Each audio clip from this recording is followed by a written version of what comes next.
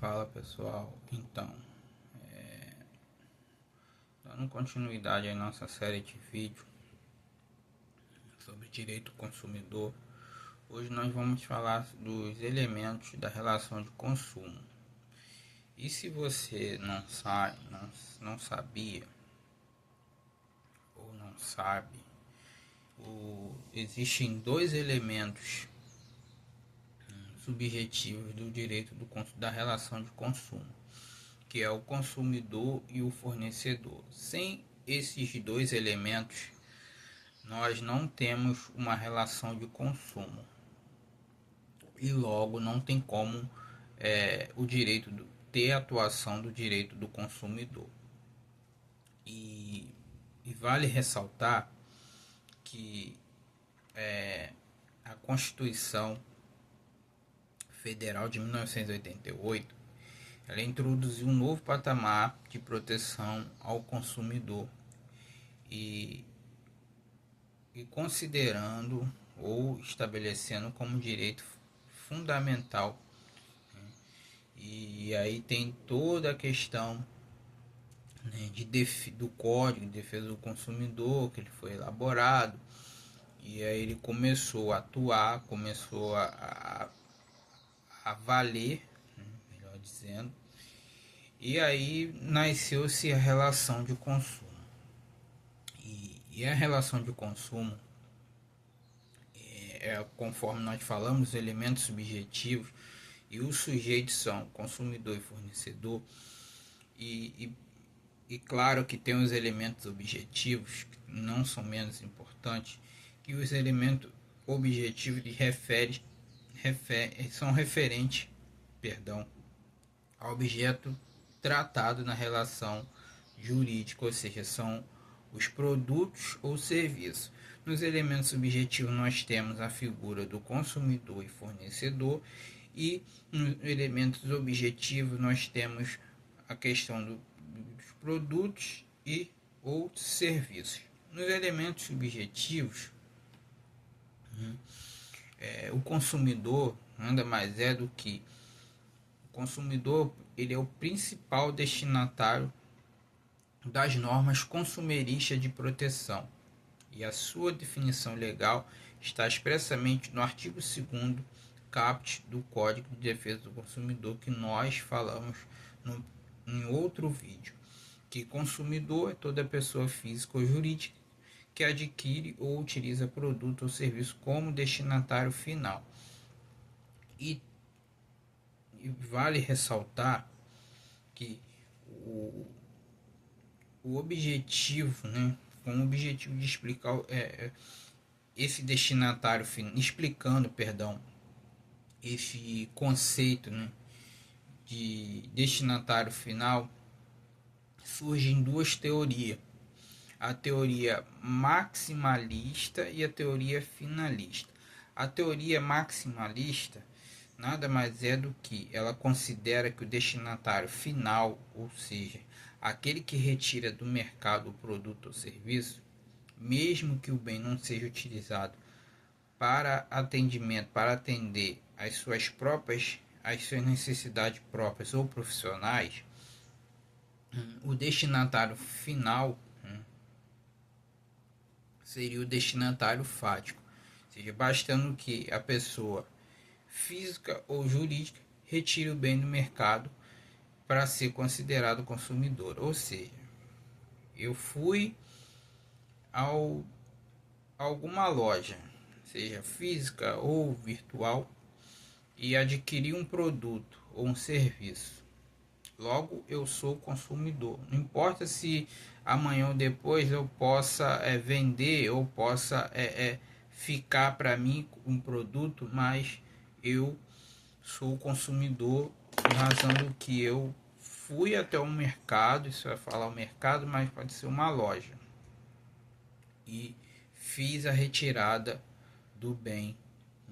ou seja, do bem do consumo. E a título de exemplo, na teoria maximalista, diz que se uma pessoa jurídica comprar matéria-prima para utilizá-la em seu processo produtivo, ela será considerada como consumidora. E aí,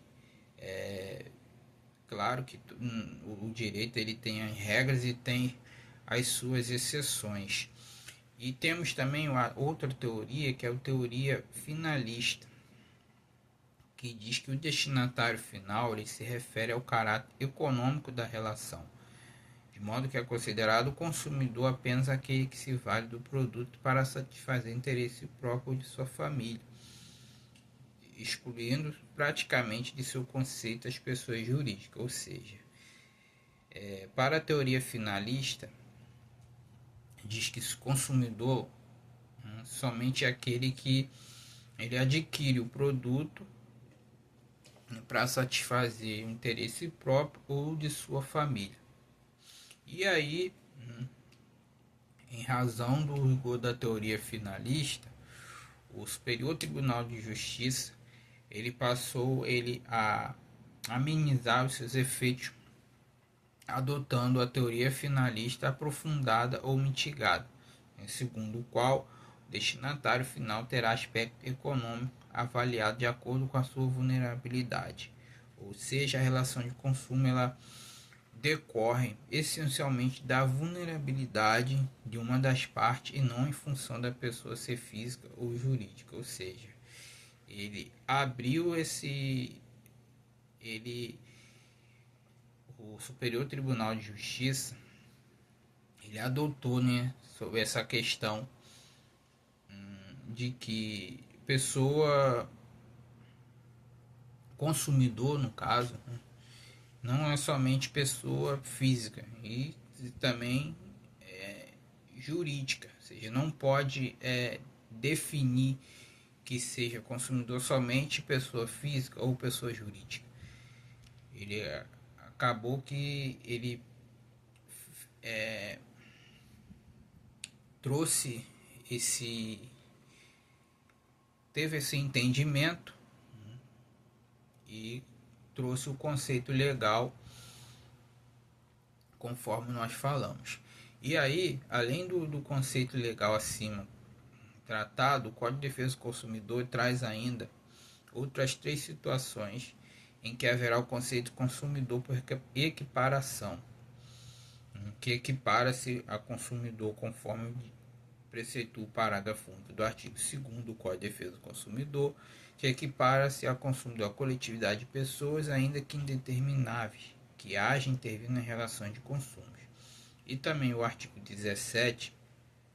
que diz que para efeitos dessa seção equipara-se aos consumidores e todas as vítimas do evento. E aí temos um exemplo, que é o seguinte: um convidado de uma festa que sofre infecções gastrointestinal em virtude dos alimentos estragados que foram servidos no evento, ou ainda em exemplo clássico das pessoas que apenas estavam cortando o caminho por dentro do shopping Osasco e quase foram afetadas pela sua explosão, ou seja,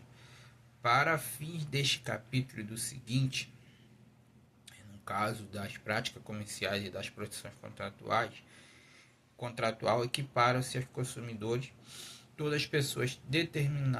determináveis ou não expostas à prática neles previstas.